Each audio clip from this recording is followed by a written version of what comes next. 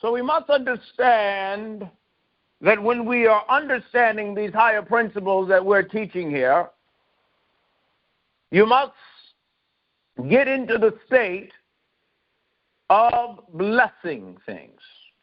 Now, in my higher course, I teach about the blessing, and the Bible begins to talk about that I shall give you the blessing with no sorrow. Remember, the blessing maketh thee rich and addeth no sorrow. So here is the key thing. Whatever we give thanks, we are blessing. This is the secret of blessing. And the divine nature of the Christ is always to bless. In all things, give thanks. Now, some of you partners, I talk to you, and you're complaining about this, and you're complaining about that, and you're complaining about this, and you're complaining about that. You have to get out of that ignorance of your lower nature. Because the more that you dwell and you are complaining, the more that you are cursing. We bless by giving thanks, and whatever we complain about, we curse. There was a dear precious woman that there was an owner of a business that their company was having some issues. And the woman had a consulting business, and she could have gotten the contract. But when she would come to the boss about the issues, or the owner of this company that was doing about $80 to $90 million, this is a true story, all she would do would complain. She did not understand the art of blessing. Because when you give thanks for something, you no longer complain, you come up with solutions. You see, this is the secret. People pay you for solutions. People will get rid of you for complaining. I look and I see in my office, and if you are someone that is just complaining and not having any solutions, we know right away to get away from you. I know right away to get them out of my ministry. One of the worst things that you can ever have, one of the worst things that you can ever be in a relationship with, it's someone that just sits and complains. That nagging force will drain you, because all complainers are thieves. They rob you from the joy of giving thanks. Oh, type that in, type that in. This is getting good as I'm already starting it. All complainers are thieves. They rob you from the joy of giving thanks. And so you got to make sure. You got to make sure. Now, I understand when you're coming and people are saying, Prophet, please pray for this or pray for that, and I understand that.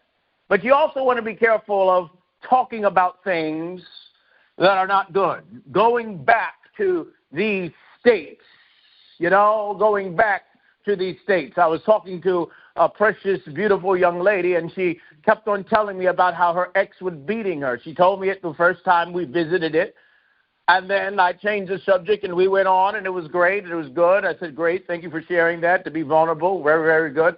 And then the next day, we were talking about something else, and then she brought it up again, and she said it a second time, and I said, okay, great. And by the third time, I knew I needed to distance myself from her, because she did not realize that every time she was complaining about that former relationship, she was asking, she was cursing, so that all relationships will result back into that. Unconsciously, she was calling back for that state, because she kept on speaking about this abusive relationship. Therefore, the Father who sees in secret, that word begins to give it life, and she is calling things that be not as though they were.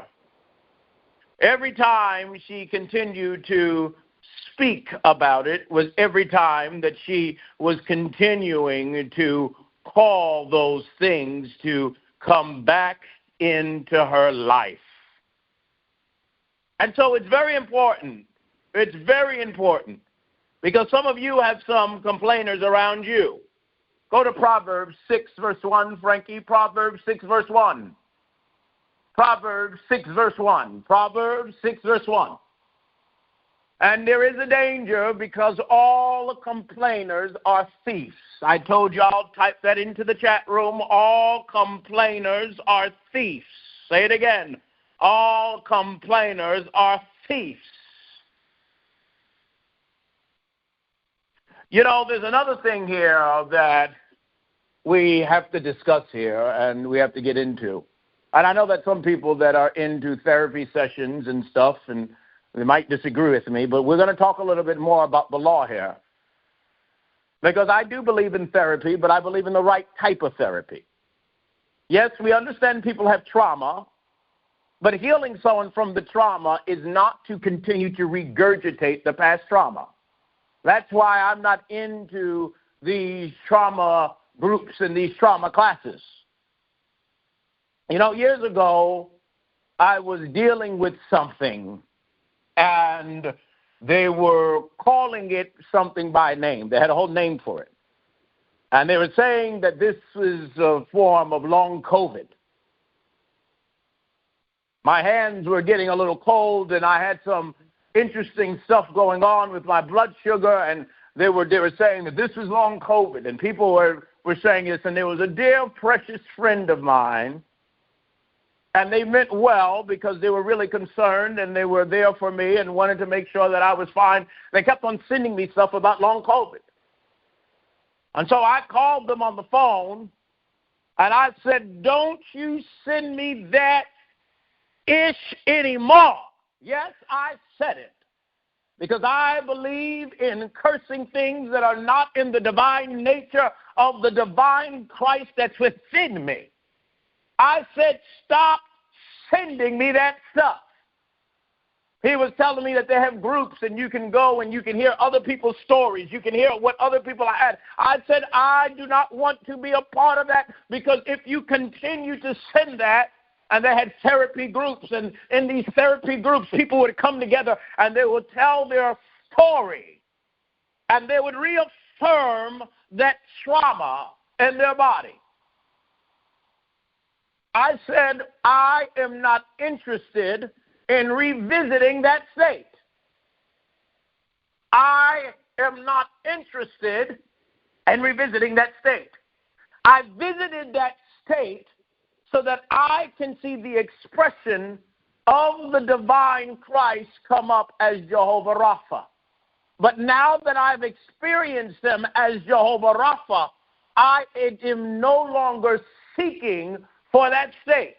You see, in every state that you go through, you are there so that you can experience the Christ in that state.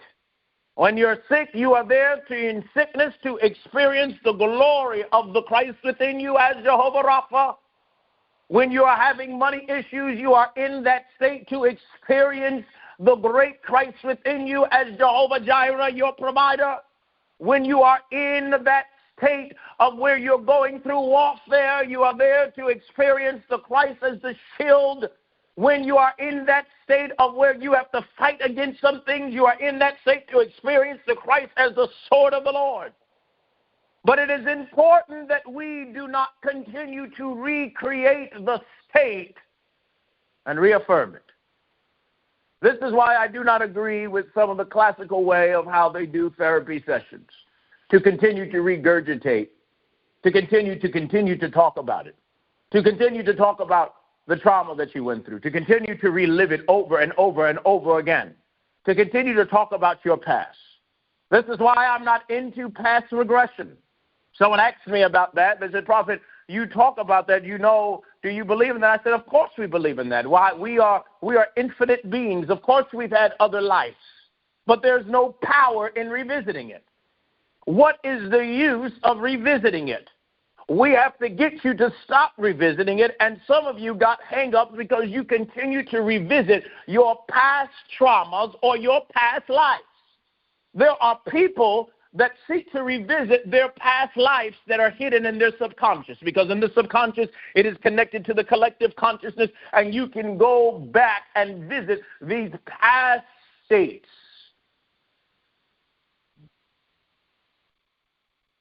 There was a woman, she's a dear friend of mine. She lives on the island, and she's been loving my teaching. She's been loving my teaching. She was a part of the evangelical circle for a little bit with some of the big ministries. They were her friends, and she's been digging my teaching stuff. She says, "Oh my God, your teaching is so." She says, this is so different. She says, it's just so different. And she still has a little bit of that evangelical. She said, "Brother Manasseh, your teaching is just so different."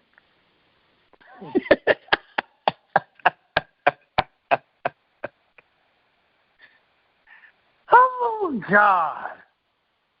And so she was in Arizona. She went to one of these workshops, one of these very expensive workshops. It was like $20,000, $30,000 per person. Her husband paid for it, and so all these business women went there, and all these wealthy who's went there. And she met with a hypnotist that did some work with the subconscious and was doing some stuff with past life regression. And she was so interested in it because one woman did it, and she revisited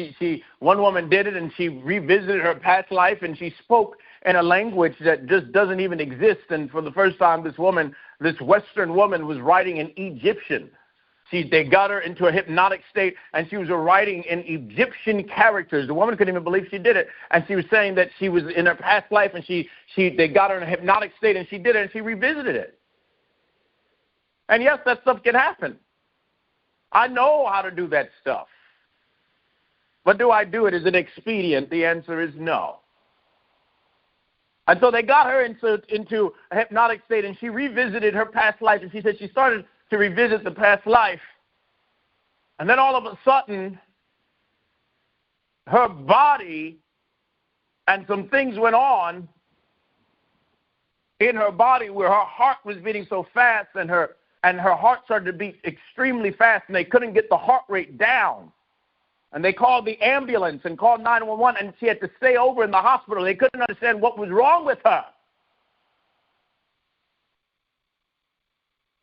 And she asked me, she said, "I heard you mention that. What do you think that happened?" I said, "You had no business visiting that." I said, "That season of your life is over." She says, "Well, do you believe in that? Do you know?" I said, "Of course we believe in it. I believe in that." I said, "We all had a life before we came into this form. Frankie, you had a life before you came in this form. Radhika, you had a life before you came in this form. Erica, you had a life before you came into this form. All of us had a life. Priya, you had a life before you came in this form. This is not your original form. And some of you had many other different other forms that you took it on. Remember, we are infinite. Spirit is infinite, always carnating in different expressions of the divine. And so I told her, I said, there's nothing in going backwards. She said, "What happened?" I said, "What happened was you went into the subjective state of the past, which is against the law." She said, "The law?" I said, "The law is now faith, not past faith. And so because you went into the past, the hypnotist took you too far, and your conscious mind could not understand it because your conscious mind is in a different form, and it was causing a fractal in your consciousness." She looked at me. She says, "How do you know that? They don't teach this in church." I said, "Yes, but we teach that we are not to look back. Remember in the scripture, the woman that turned into a pillar of salt because she looked back. There is nothing in visiting your past trauma or your past life. Those lessons that you had them, and you were to learn them. Now I have reached further to the mark. putting those things behind me, as the apostle says.